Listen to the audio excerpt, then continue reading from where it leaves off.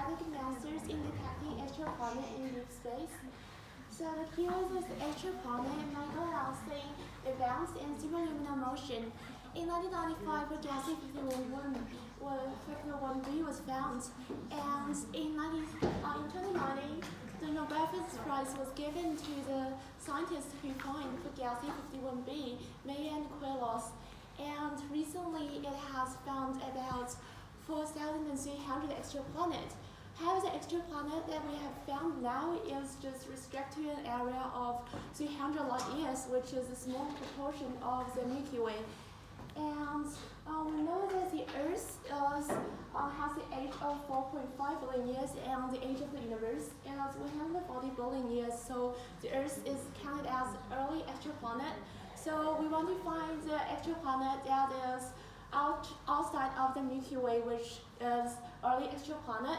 But currently we can find those exoplanets in it with microlensing method. But the problem is that if we want to apply the same method to exoplanet in Milky Way, then we will need to reduce the time from like 15 years to 10 days. So we need the superluminal motion, and as last, because we need to observe a great number of galaxies and quasars. So as a result, we need machine learning to auto-recognize the microlensing events. So this part we will talk about the recent progress and the method of detecting exoplanets.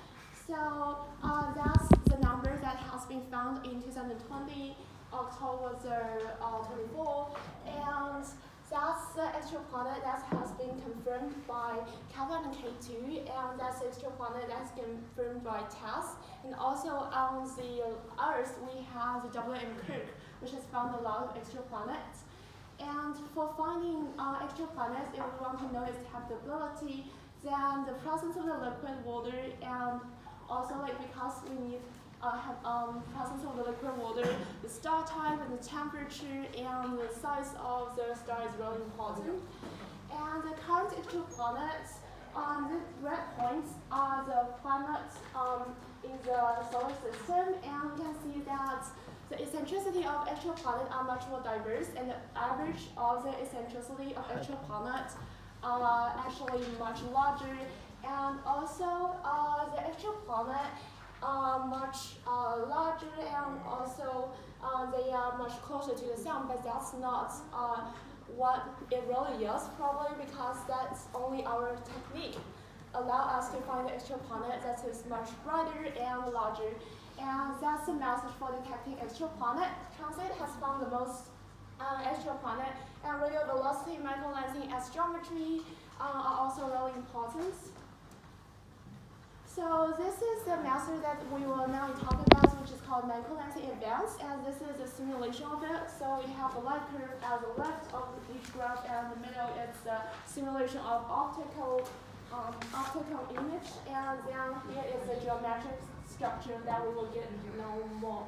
And then the second part is about the theoretical foundation of microlensing events, and also the cosmological distance and superluminal motion that we are going to use. So this is the theoretical foundation, so this is the geometry. What we want to know is that here are two approximations. The first is that it needs a weak field approximation, which means this is the light and the shortest distance between the light and the lens, which is called B, the impact distance. It should be much larger than the solar radius. Otherwise, it will become a black hole, so the light would not bend like this.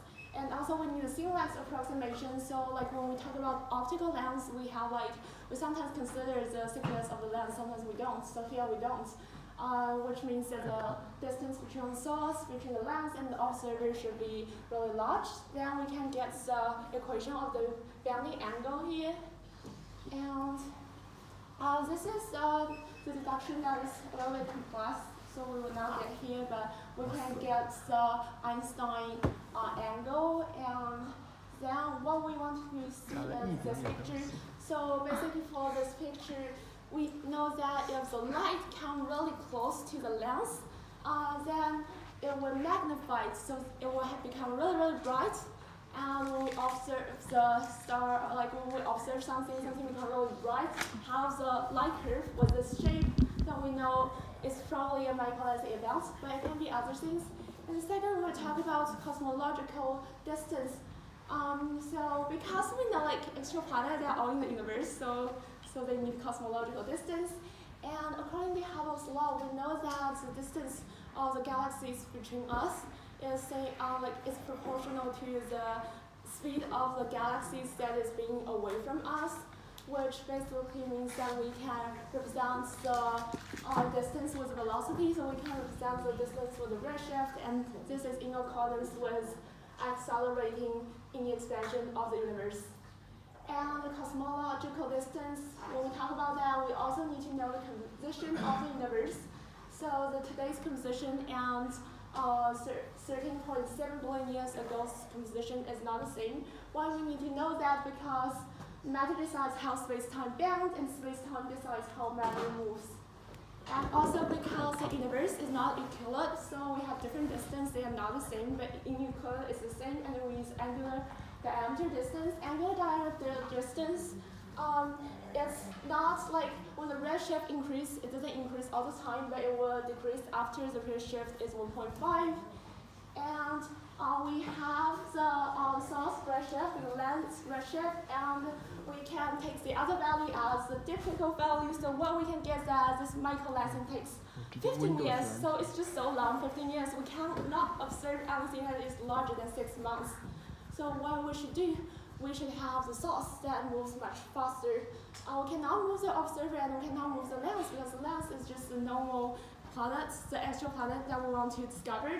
So we have a picture here, and this is the jet of the quasars.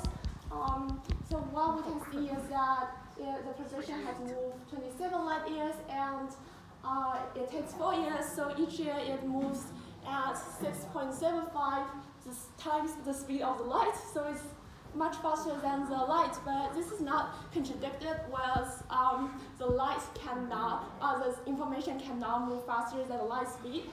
This is just a visual illusionary effect, and we don't need to care about the last page. So the condition of superluminal motion is first the intrinsic velocity approaches to the speed of light, and also the angle between movements and movement direction and the side direction is small, and then we can get the jet of quasar moves at like 7 times of the light speed, and then we can reduce the event from 15 years to about 2 days. But typically it's about 10 days. Probably not that fast, but it's like really much more observable. And the third part is about the light curve of the microgalaxy event. Okay. So also like the planetary systems in deep space, and also I want to talk about the detection rate and the machine learning in auto classification. This is a light curve for detecting exoplanets in Milky Way. This 3 cannot detect because it's just not so unique. And this is the one that we use to detect exoplanet. And the asymmetry is a planet. This curve, the larger one, is host stars. And also to talk about the detection rate, we can assume that the planetary systems are evenly distributed in the universe, and the mass of the star are all the mass of the sun, and the mass of the planet can be ignored because it's just so small. And the critical distance density tells us that the density of the stars are just about like 5 hydrogen atoms in 1 cubic meter. So if we assume like this, then the detection rate is 1/1 million, but it's not distributed like that. We have the galaxies clustered together, so the rate is 1/1000. And superluminal motion has accelerated the speed of the area that's scanned. And also in the end, we have this LIA for us to auto-classify the microgalaxy events in the universe, and we can modify this to detect the exoplanet outside of the Milky Way. So as a result, detecting exoplanet in deep space is practical because we have microgalaxy events, we have superluminal motion, and also we can use the machine learning to auto-classify the microgalaxy events when we observe a lot of them, so we can find about like dozens of planetary systems in a year. Thank you.